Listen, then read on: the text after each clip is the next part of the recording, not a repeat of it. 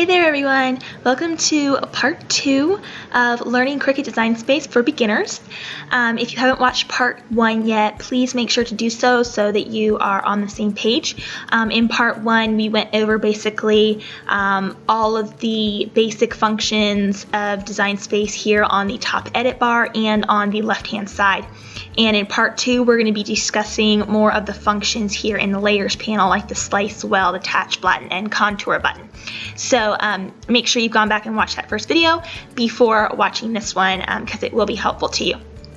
I also want to say that this is a small snippet from my course, Cutting Edge Crafters, and I would love to see you guys inside of that course, and I also would love to invite you to my free master class, and I'm going to have more information on that at the end here, but I just want to drop that little bug in your ear as we go forward here because there's lots more in store beyond what's just in this video and the previous video that I mentioned. So let's go ahead and get started here with our functions here in the layers panel. Now, in order to get anything, of course, to be workable here in the canvas, we have to make sure that we are putting something on our canvas. There's no images now, so I need to put something on my canvas here.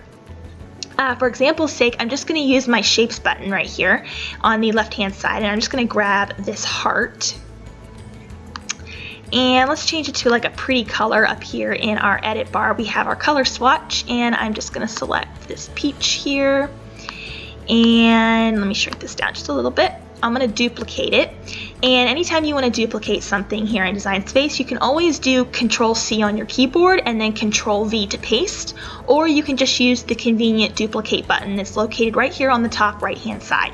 So I'm going to duplicate that using that button.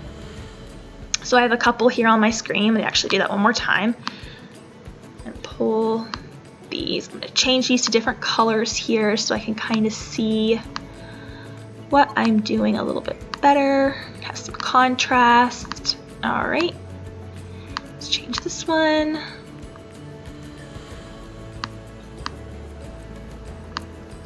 Okay, there we go. So I've got 3 hearts on my screen here, 3 different colors so we can see what we're doing. Now, anytime you have something going on your canvas over here, it will be represented here in the layers panel. So you can see here we have each of our 3 hearts is appearing in the layers panel, and you can see that we have a little eyeball right here near the far right hand side. And if I were to click this little eyeball here for the pink heart, you will see that a slash goes through the eyeball and it's also disappeared through on our canvas. This is very helpful because there's going to be times where you want to eliminate things on your canvas but not actually delete them. So at any point in time I can bring that pink heart back whenever I want to by just clicking that eyeball button right there, so that I can take things on and off my canvas conveniently, get them out of the way when I don't want to cut them, but I don't have to actually delete them and create a million different project files if I want to work with a group of images in one file. So that's the functionality of that button there. And you can also see here in the layers panel that we have the pink heart on top, the green heart, and then the yellow heart. If I were to take this pink heart right here and I were to drag it over the top of the green and the yellow heart, you will see that it is in fact the topmost layer. The yellow and the green are behind this pink heart, and that is also represented here in the layers panel. Anytime you might want to quickly change the position of this to where the selection is higher or lower relative to another item on the screen, if I wanted the green one to be now on top of the pink one, I would just drag this layer and move it up. And now you can see my green heart is above the pink heart here, and if I were actually dragging on my screen, you would see now that the green heart is laying on top of the pink and the yellow heart. So that is another very key functionality with knowing how to arrange your images, whether it be a higher or lower selection to another image on your screen. So that is very important there. I think I went over this in the last video, but if I didn't, anytime that you are on the canvas here, if you want to rotate something on your screen, you have a little rotation handle here, and you can just grab that and spin it any direction you want. You also have a little arrow down here on the bottom right hand side of any of your images that are selected on your screen, and you can use that to drag and scale your image. So you can make it, as big as you want or shrink it down. I'm just going to undo that and put it back to the way it was. Okay. Now the next things I want to discuss in the layers panel is I'm going to go ahead and select all three of these by just dragging my mouse over all three. We can see all three are selected here. And at the top of the layers panel here, we already talked about the duplicate button, and then of course there's a delete button, but you also have a group button. And now anytime you have two or more objects selected on your screen, you could click that group button and it will now be made into one group selection. So I will not be able to move them individually. When they are grouped, they will be moved as a whole group together. And you can see that that has now changed in our layers panel to where it's now telling us that we have a group of these three hearts.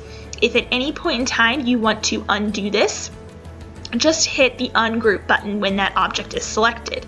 So as soon as I ungroup it, we can see our layers panel changes, the group goes away, and I can now move each one of these hearts individually again here.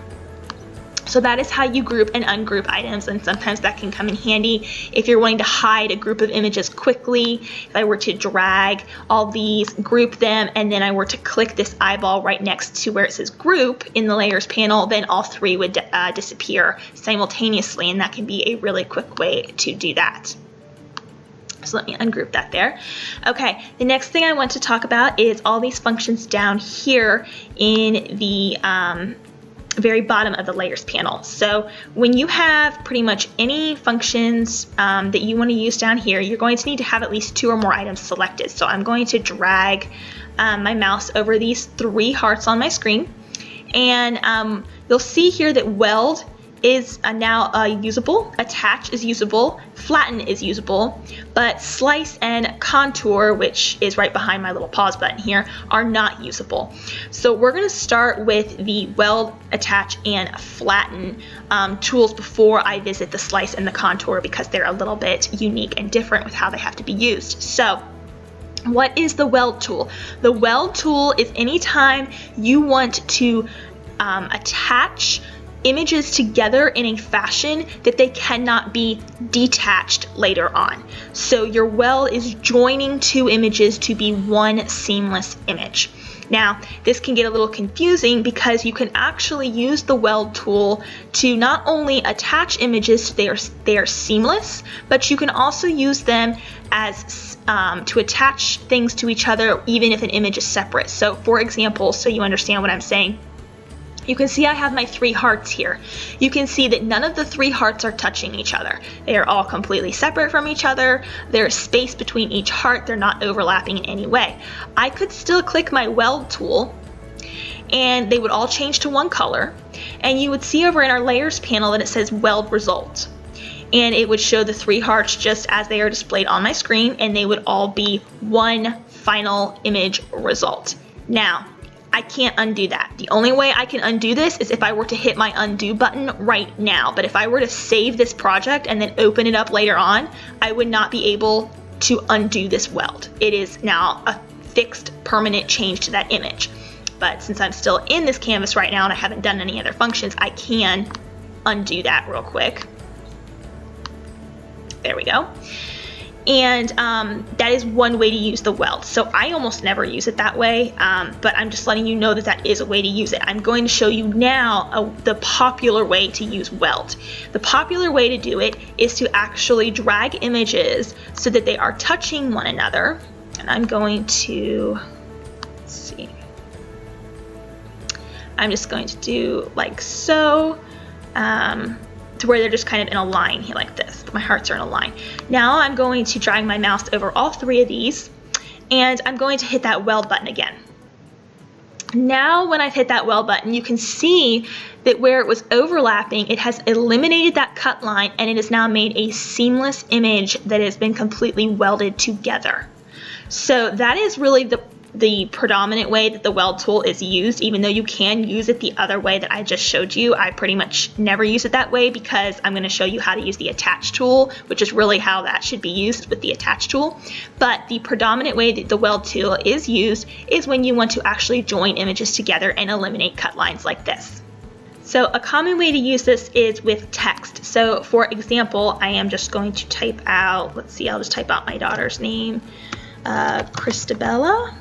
Not Christmas, Christabella. There we go.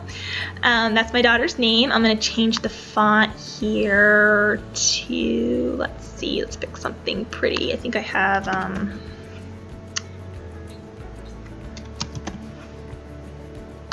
this sweet lemonade that I like. Okay.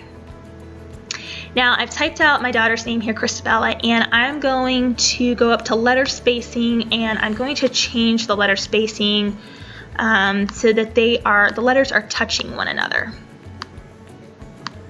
as much as possible. All right. I'm also going to ungroup these letters because I want to make sure I'm getting them all touching together here. Let's see. This is a very common way that Weld is used, so I'm just showing you this example here because it's important to help you understand a functional way of using the Weld tool. And there's different ways you can, of course, get your letters to be attached. You can just work with the spacing in the edit bar, or you can manually drag them like this and use your align and distribute tool to make sure that they're straight. But for example's sake, there is a quick example where I now have all my letters touching, but if I were to send this to the Cricut right now to be cut out, it would cut out each of these letters individually. Or what if I want them to be cut out as one seamless word? I would then drag and select all of those letters, and I'll go down to my Weld tool and I'll click Weld. When I do that, you can see our layers panel has changed again so that we have one welded result, and that is just this word, which is my daughter's name, Christabella. So if I were to cut this out right now, it wouldn't cut through each of these letters. It would just cut this entire word out itself. So that is an extremely helpful thing to know when you're working with text and how to use that Weld tool. So I just wanted to give you a quick example there because that's usually what people use the Weld tool for.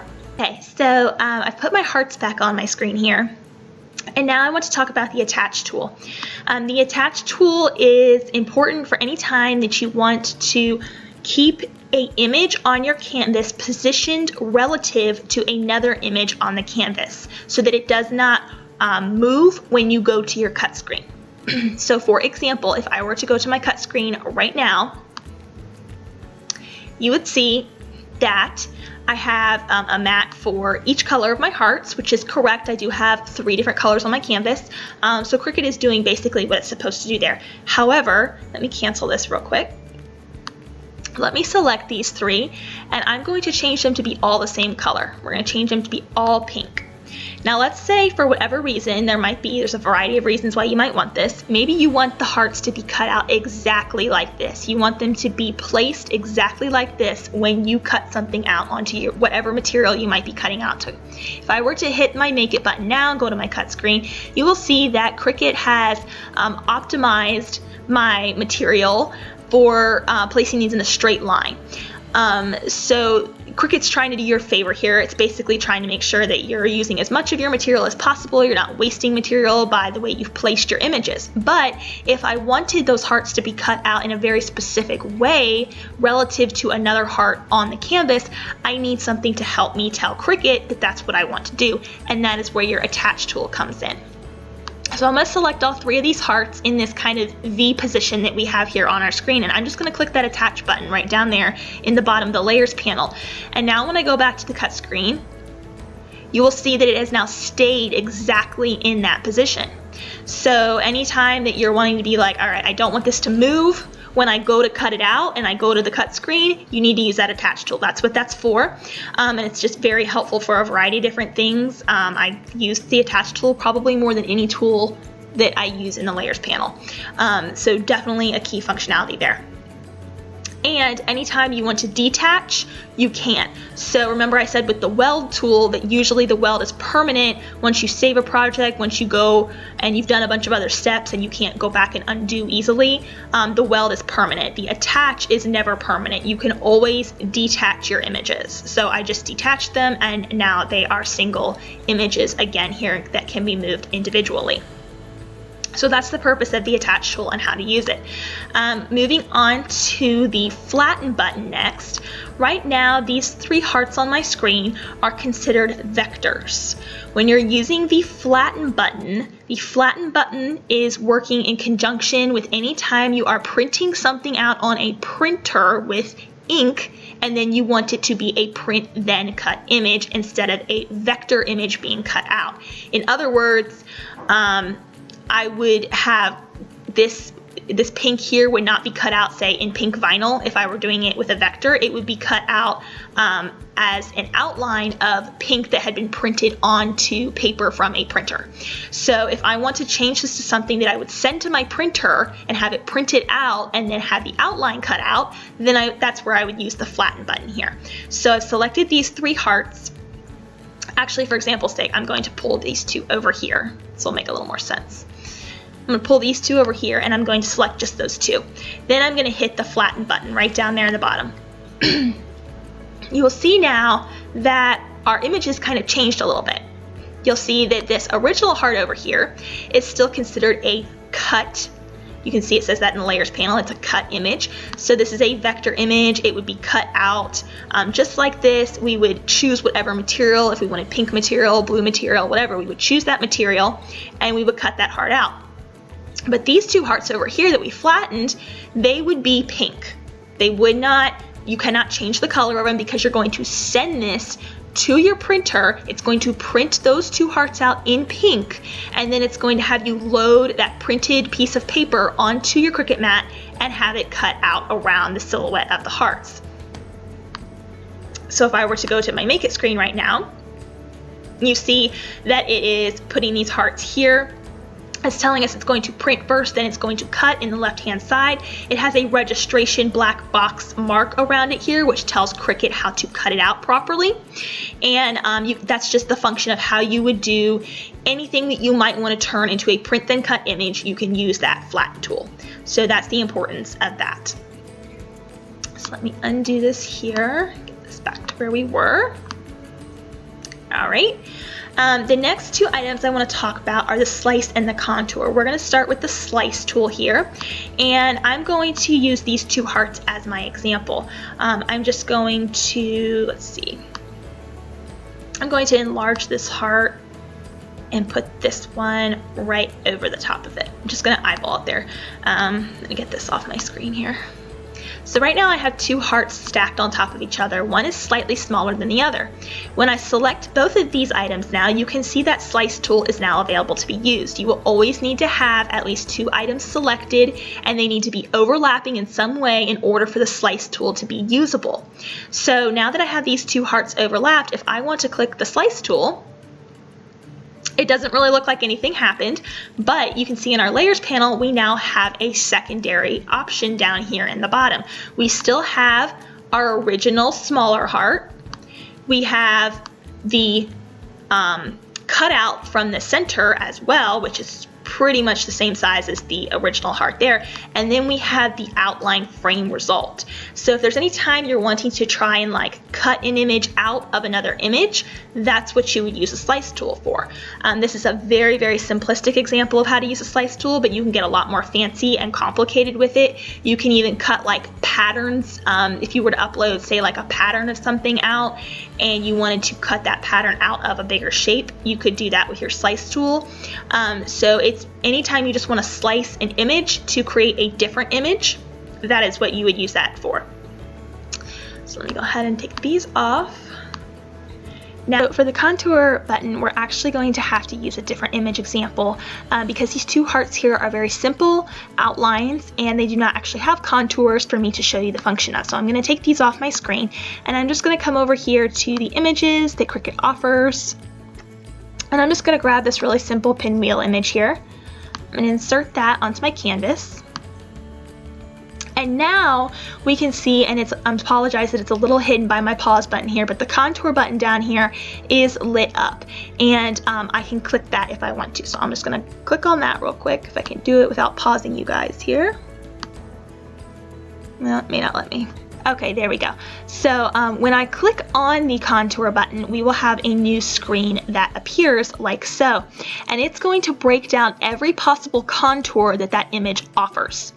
So we can see over here all the different contours. It has the silhouette of the pinwheel, It has all these different little cutouts here from the inside of the pinwheel area, the little circle that's in the middle of the pinwheel, and the little circle that's down here in the bottom of the pinwheel as well. If there is ever a time that you want to change an image and basically create a new image or hide a contour, which is like a cut line of an image, then that is where you use the contour button. So for example, if I didn't want to have these little cutout pieces here in this pinwheel and I just wanted the silhouette of this pinwheel, then I could click on each one of these and I could get rid of those, and then I could exit out of here, and when we come back to my canvas you will see those have disappeared. You will see that it's just the silhouette outline of my pinwheel now. I don't have the little details in the center or the little circle detail down here on the handle part. Those are now gone. So anytime you want to manipulate an image and you don't have, fancy software to actually create your own images or change an image, then the contour button will be your best friend. So you can also bring those contours back at any point in time. I can click that button again, the box will reappear, and those contours are still present. So if I just want to add back in the little circles maybe, and then I want to close that out and just have the little circles, you could do that. So you can eliminate as many contours as you want, and you can bring them back as many times as you want to. So it's very helpful, and that is one thing that Cricut is good at allowing you to customize your images with. If I were to come over here and even choose maybe a more complex image, let me see if I can find something that's a little more complex. I need to change. They have some like fancier designs. Yeah, like here we go. So here's like this elephant mandala design. And this is like really detailed and fancy here. So maybe I don't want it to be this detailed and fancy. Maybe I want to kind of make it more simplistic. Then that would be a perfect opportunity for the contour button. And you can see when I click on that, it loads a lot of options for you here. You can see the little scroll bar right here has got tons and tons and tons and tons and tons of contours that you can eliminate. One way to also do this is to use the actual screen itself, which is easier when you're working with very detailed images like this. So like here where it kind of has a lot of circles, maybe I don't want all those circles. So maybe I just want it to be just one circle, but not all those little rings in the middle. So then I could click on those and eliminate them, and you can kind of see that it goes a little bit lighter gray when you've clicked on something and you've eliminated it. Maybe I don't want all these little pieces in here. Oops.